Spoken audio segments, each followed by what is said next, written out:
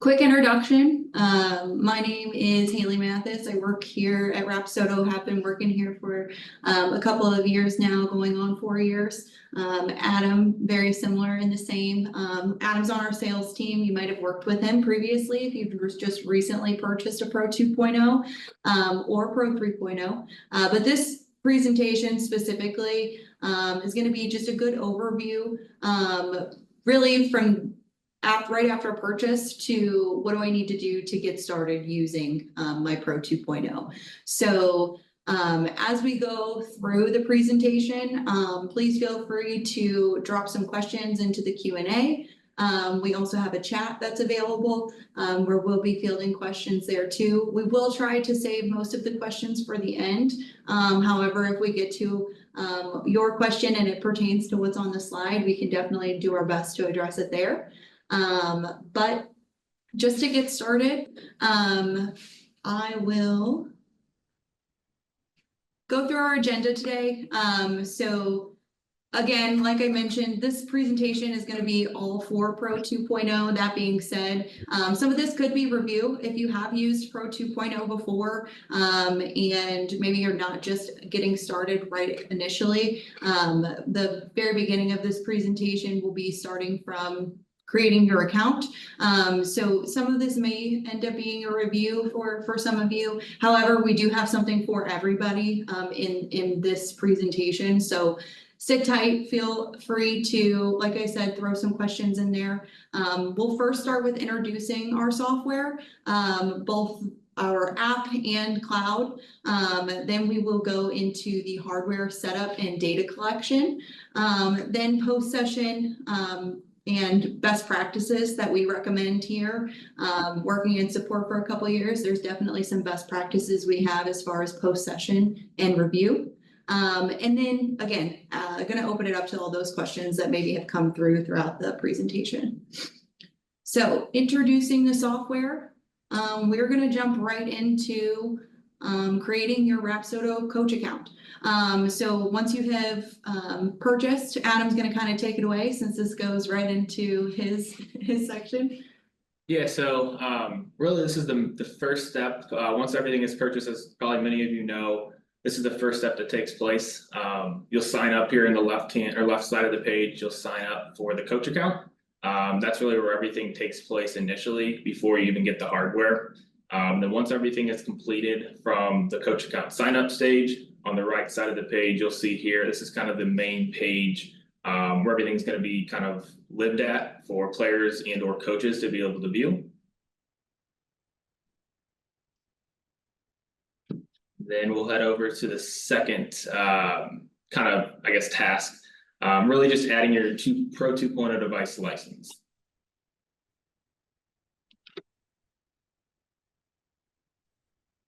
So this will be the license where you'll basically, you'll have the device there, you'll enter it into the serial number, which will start with M as in Mary and then T as in, and then TD, a bunch of numbers and letters. So that'll kind of be your first task to be able to add that to your coach account from your device. So that'll be the first step once you actually receive the hardware.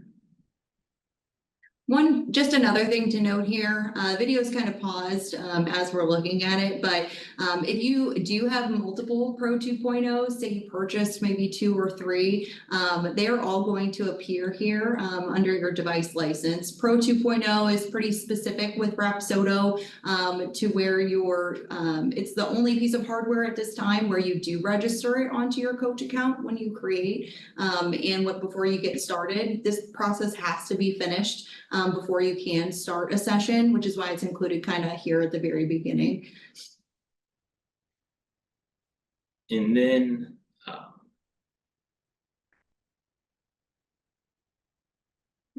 right, sorry about that. And then this will be kind of the next step. Basically, once you have your device, this will be the area you can invite player profiles. So you may have heard it from us.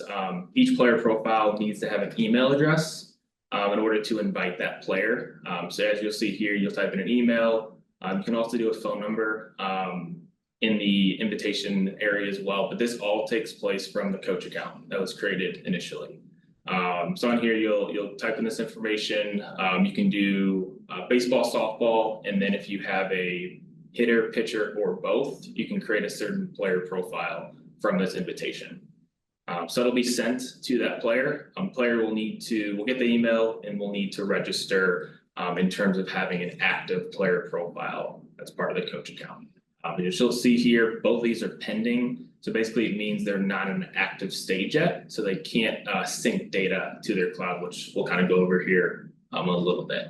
But that's kind of part of the single player profile invitation on here. Next is the mass player import. And then next will be the mass player import. Instead of just doing a single player onto the account, you can do multitude of players. There's different fields that are required to input here.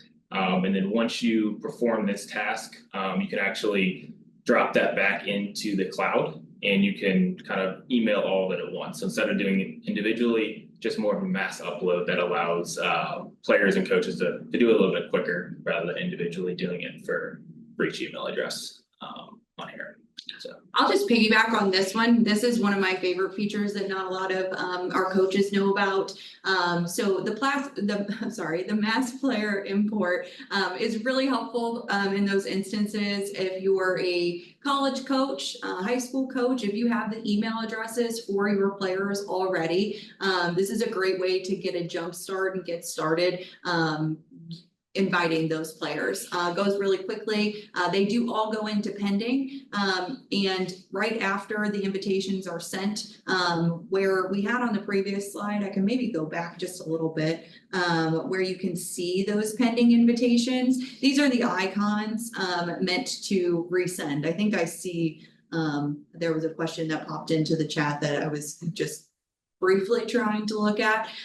If you do put the wrong email address when you're inviting a player, no need to worry. Simply just go and send a new invitation to the right email address. Once they create their account, if there's any data that was recorded on that incorrect email player profile, email support, we can always work with you to try and get that data transferred over. And if you've changed your email address, again, contact support. The email address is our unique identifier for the Rapsodo cloud system. So these changes need to be made by our internal team, but we're happy to help. We're available support at Rapsodo or Monday through Friday at our phone number. All that information will be at the end of the presentation. So next I have the Rapsodo baseball and softball app. A lot of these screen recordings that are coming up. They are going to be from the Rapsodo baseball app. We do have some coming in for the softball app, so don't be afraid there. We've got you covered, but for the most part, our both applications are very similar. The softball app is just going to be very specific to the different types of pitches that softball players throw, same with baseball on that end. So we will go into some screen recordings here. This is simply after you are finished creating your coach account on the Rapsodo cloud, you are going to want to log into either Rapsodo baseball or softball app. I'm restarting that video now. Your first step is going to be to make sure that you are on Wi-Fi with internet here. So this is the only time that you need to have Wi-Fi when using Rapsodo, is when you're logging into the application. Same with syncing the data to the online cloud is when you'll need it. So once you're on real internet, you've made sure that your Wi-Fi connection is good to go. You're going to start inputting your login information, your data here.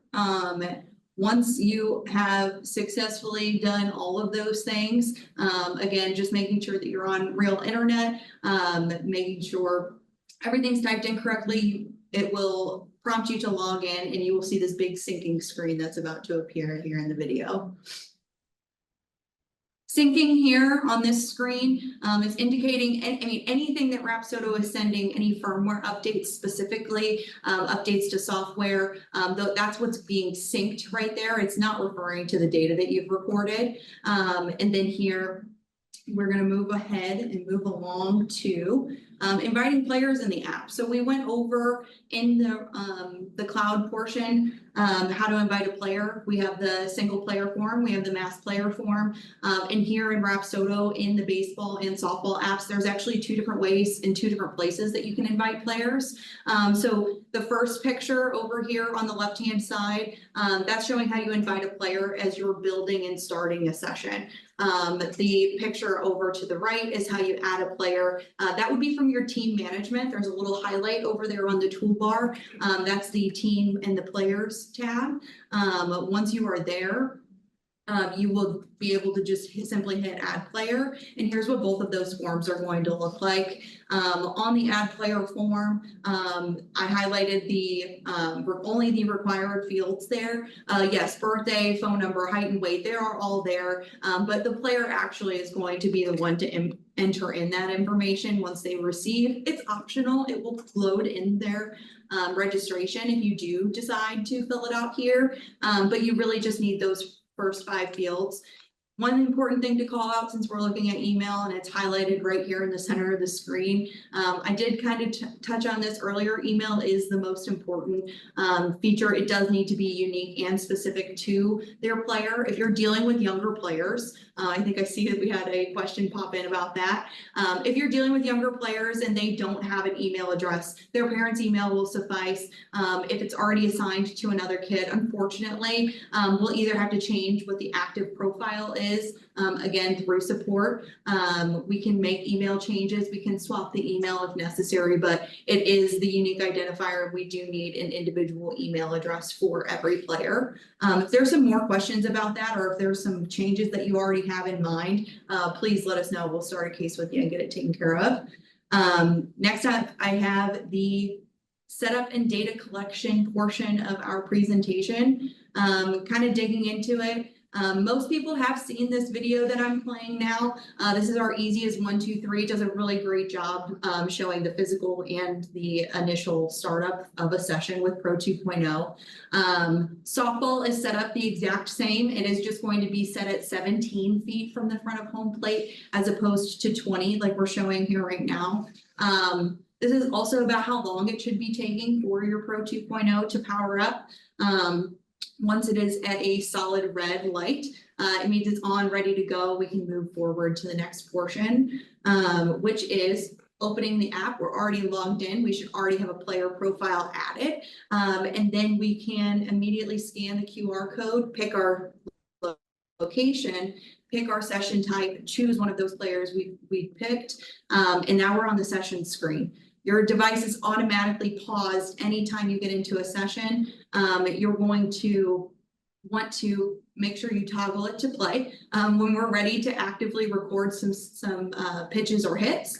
Once you are ready to go and you have the device armed, the lights on that Pro 2.0 will turn green. And you can see we're hitting right now. The data is going to pop up on the screen. You'll see at the top it says processing. That's just the indicator for the Pro 2.0. Once it is processed, the data is processed, the hits and pitches align over here on the right-hand side. Let me go back to that main session screen.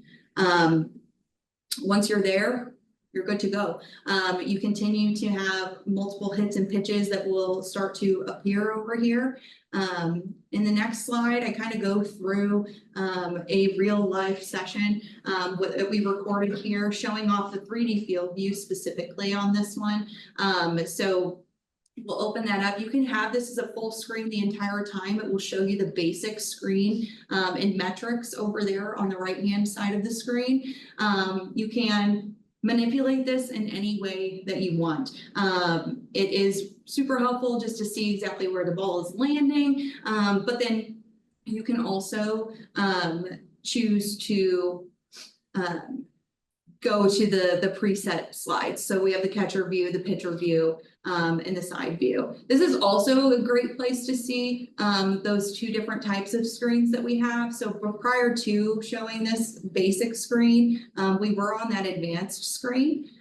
So the advanced screen just shows you all of the metrics that will end up being put into the raw data CSV if you choose to access that info. Next slide I've got, here's for our softball people. I have a screen recording coming from Rapsodo softball.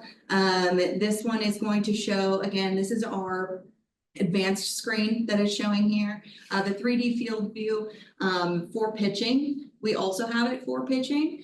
So this one's coming in little high and outside, but you know, the processing wheel up there at the top, if you do have this in a full screen, it will continue to record data once the device is armed and ready to go.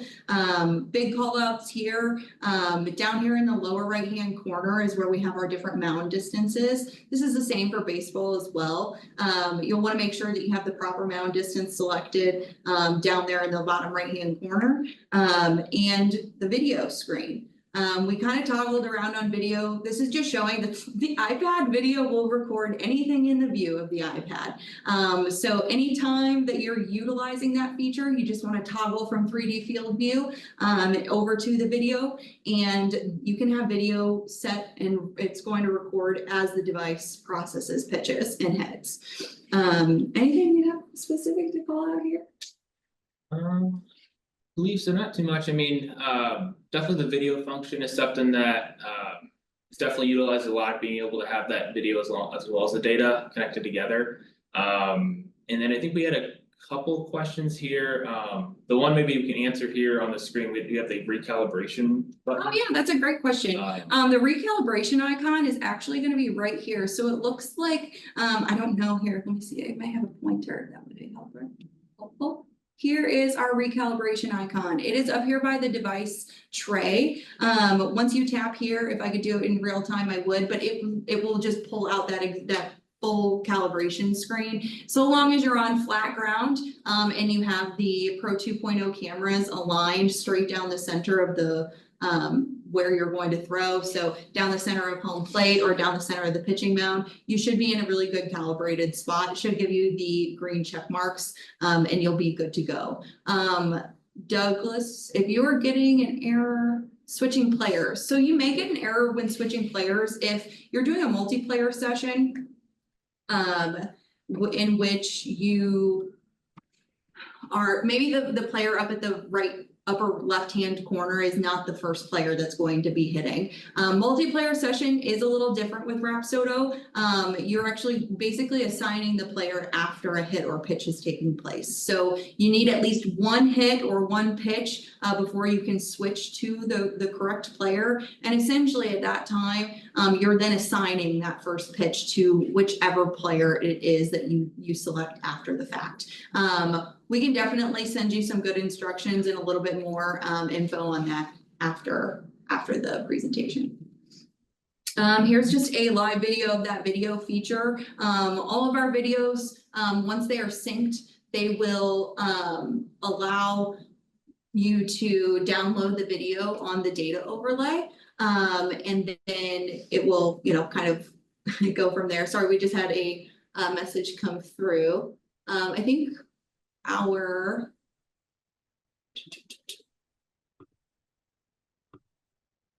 coordinator is going to allow someone to hop in here.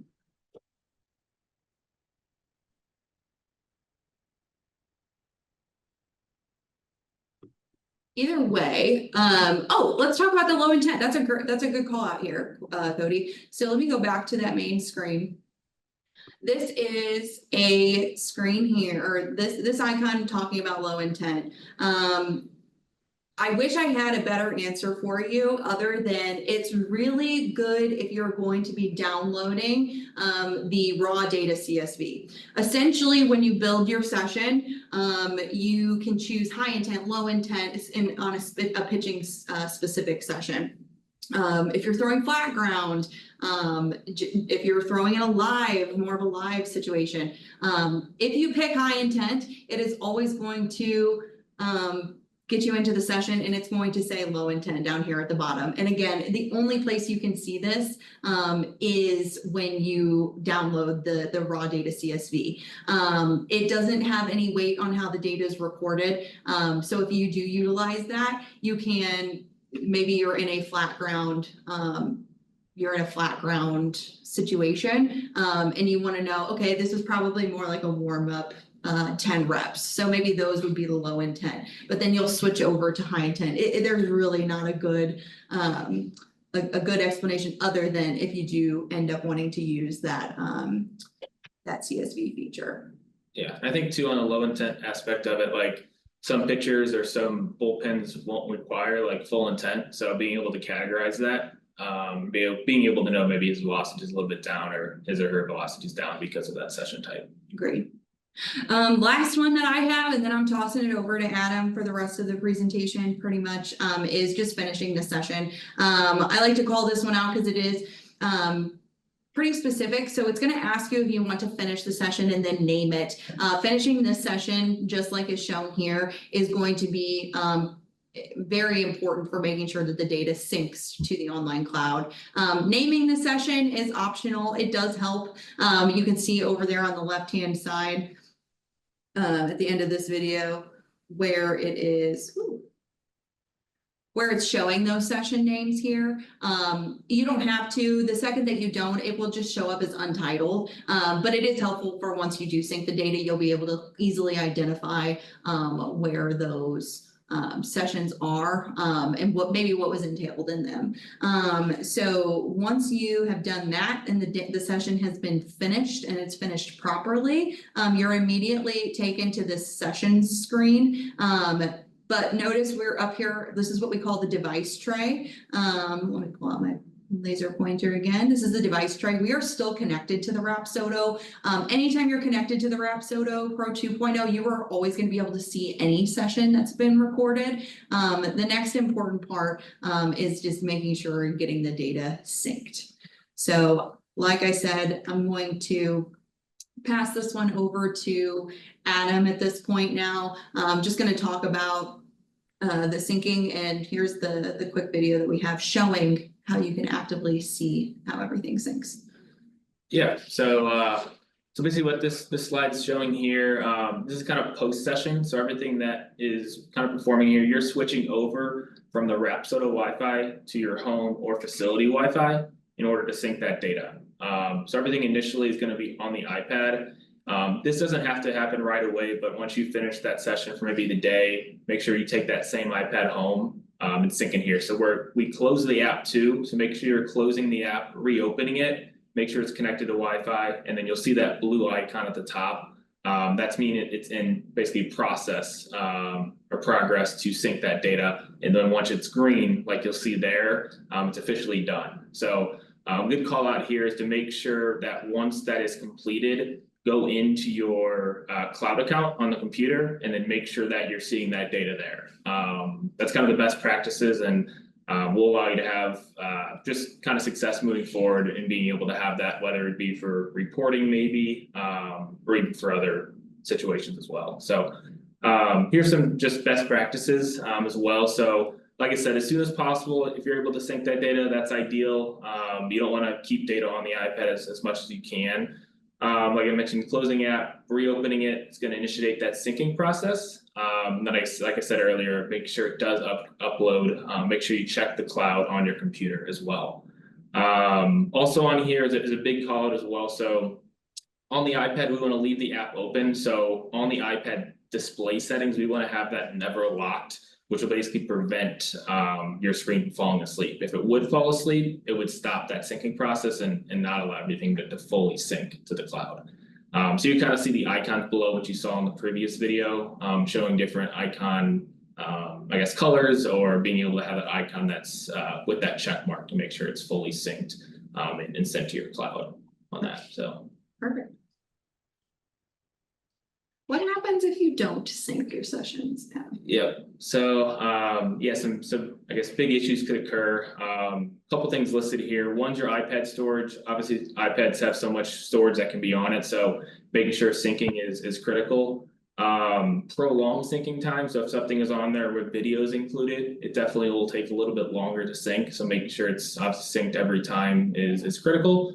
And then even data quality issues could come up if that would happen where something is not synced.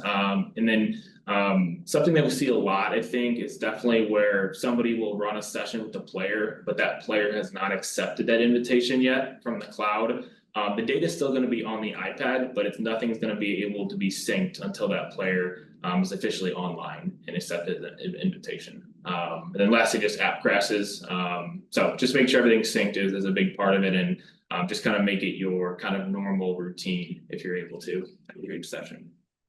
Yeah, now that we have kind of talked about some of the best practices, we decided to kind of go in here. What happens with the data once you sync it to the cloud? So go ahead and take away what we can do on the cloud now that the data is live. Yeah, absolutely. So this is kind of when everything's on the cloud. You'll see in here in this video that there's players listed there. And then once you go into a player, the reporting is going to happen. So you'll see details from each of the hits or pitches. And then once you go into that, you can actually download a CSV file, or you can do a PDF or a video link if you did video with it as well. So different options to select from and eventually be able to download, and then be able to use that PDF to kind of however you want to utilize it from there. So that's kind of the process from that end. Yeah, these reports will always download. We recommend doing this from your desktop. Online browser is going to be best. You can access it from your iPad. It is not recommended. If you're going to look at online data and you're going to use your iPad, we recommend just going on to the Rapsodo baseball app.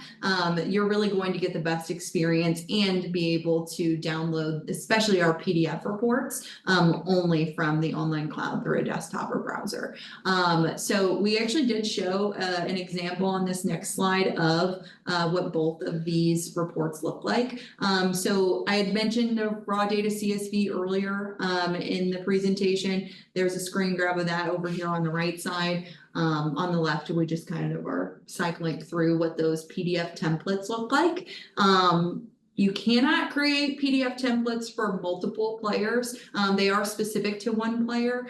So you can do one player at a time, but there's not a group PDF or anything like that. We do get that question pretty commonly, not at this time at least. But these are all going to be really valuable. One of the things that our customers don't typically know about or how to do it. So we wanted to make sure that we called it out here as we got the chance to talk to all of our new Pro 2.0 customers. Yep. I think we had maybe one question if you can maybe talk to that about the Wi-Fi on the field, and he looked like maybe he had lost the session to ensure that maybe doesn't happen, and maybe we can dive into it deeper on support, but if you had maybe feedback on that.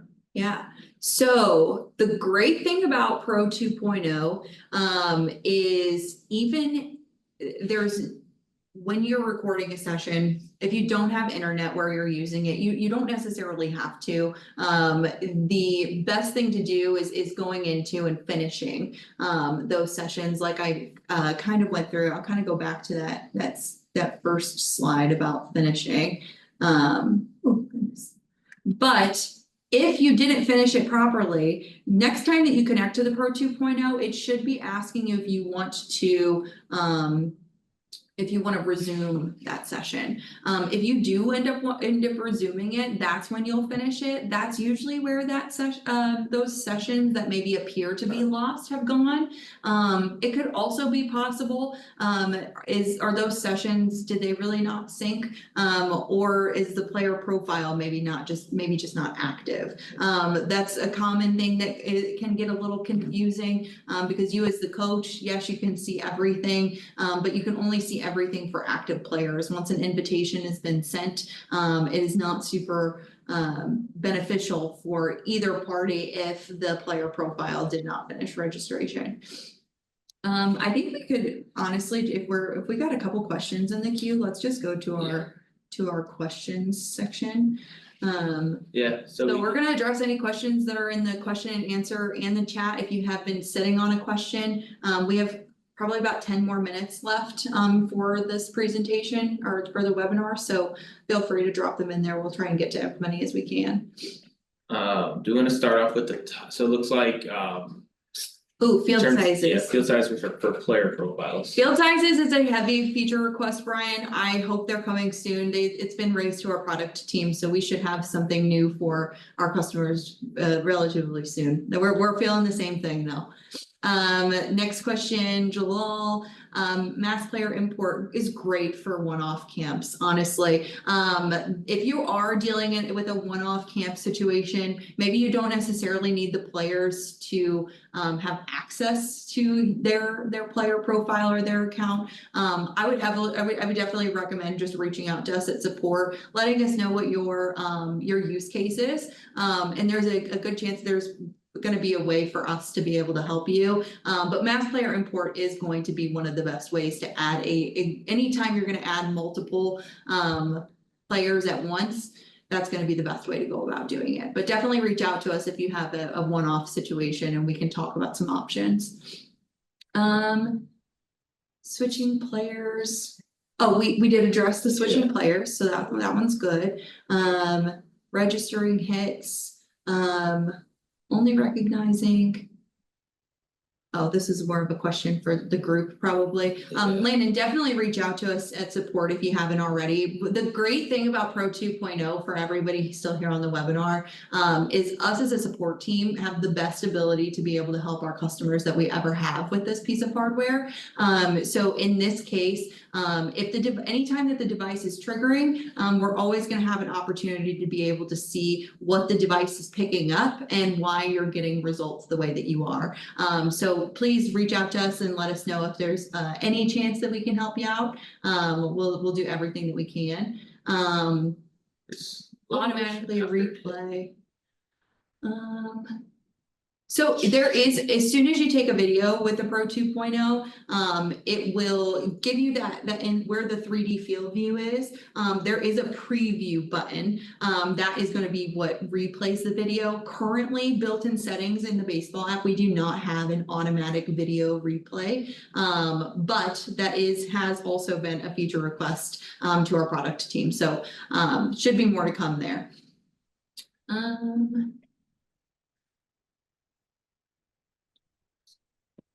Oh, so somebody asked a question about being off one at bat every time that they switch players. You might not be doing it in the correct process. I actually have some really well written out instructions that we're going to make a blog post for as far as how to switch players during sessions. So that will be really beneficial. Definitely reach out to support and we'll send those instructions over to you. Assigning players to groups. Assigning players to groups can be done either in the app or in the online cloud now in Rapsodo baseball app. It's editing the player profile. We should have some information on that as well. Let's see.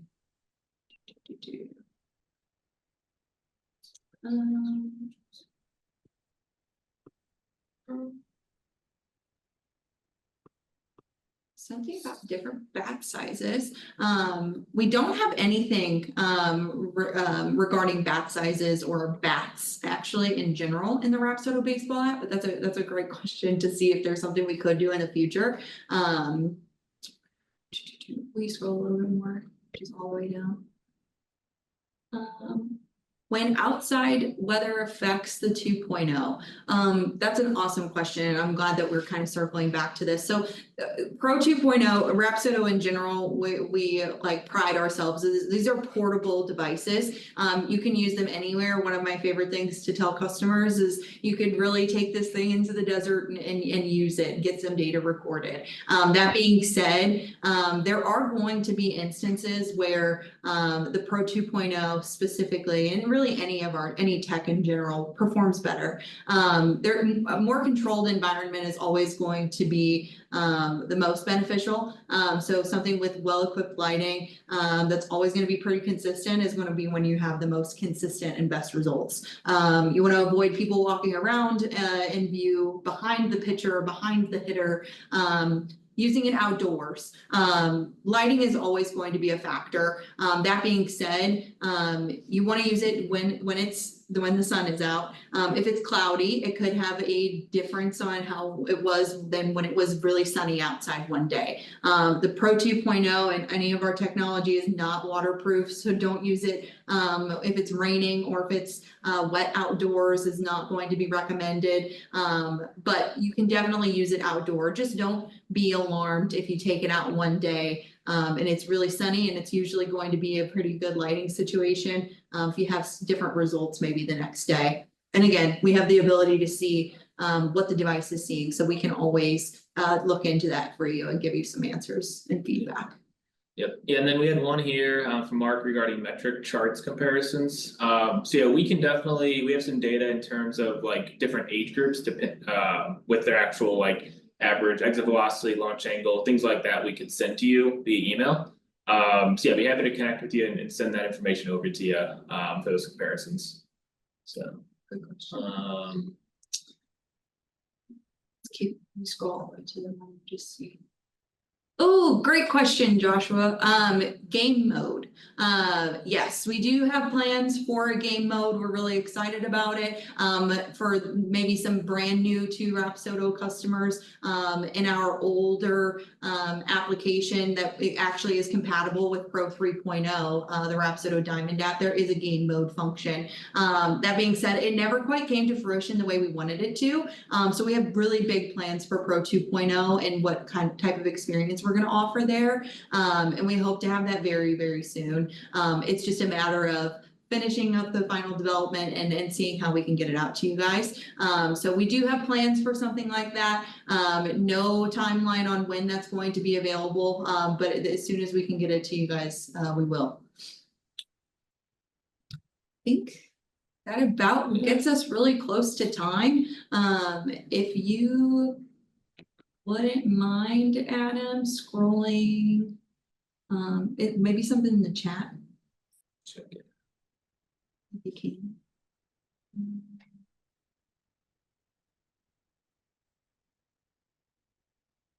I think if you go to there, and then click chat.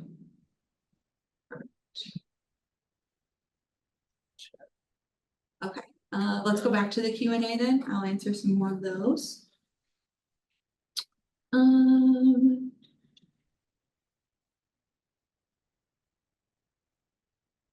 So this question, scroll to the very bottom one, I'm sorry.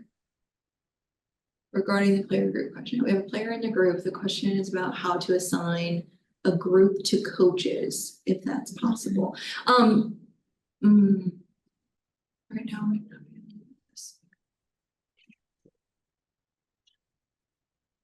So if you assign a group to the coach, I don't think that there currently is one. And the question is, essentially, can you assign a group to coaches and then in turn every player in that group is then now assigned to that coach?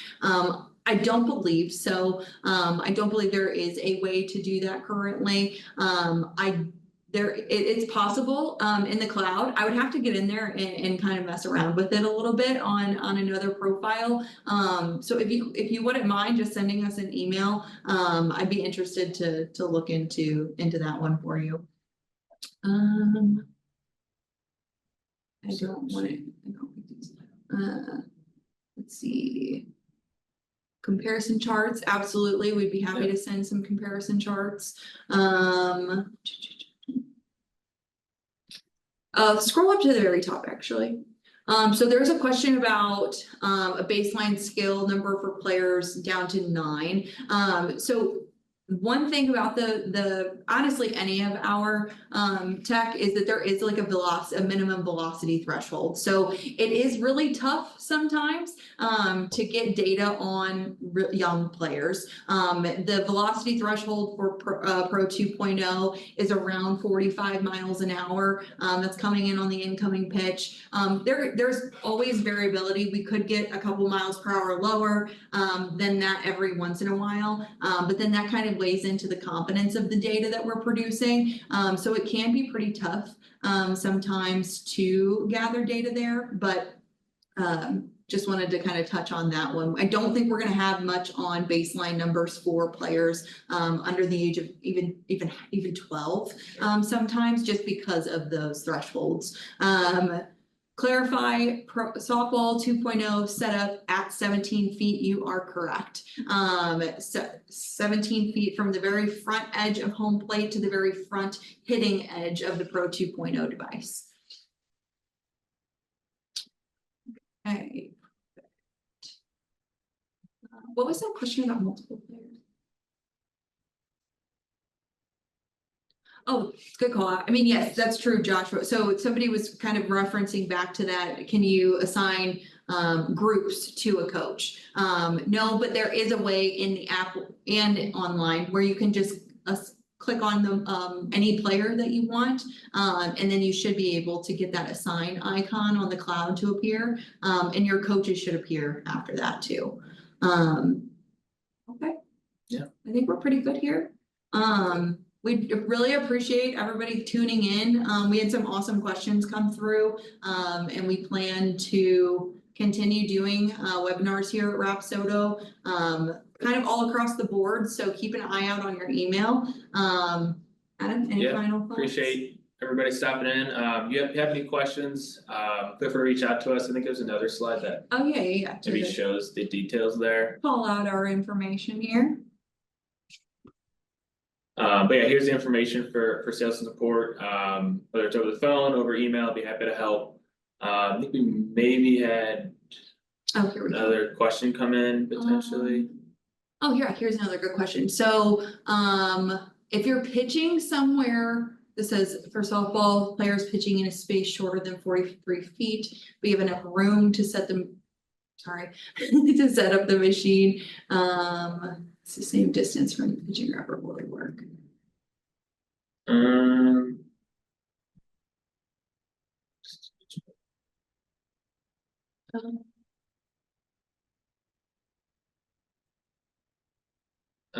It may just, yeah, the unit always sits at 17 feet from the front of home plate, no matter what. Yeah.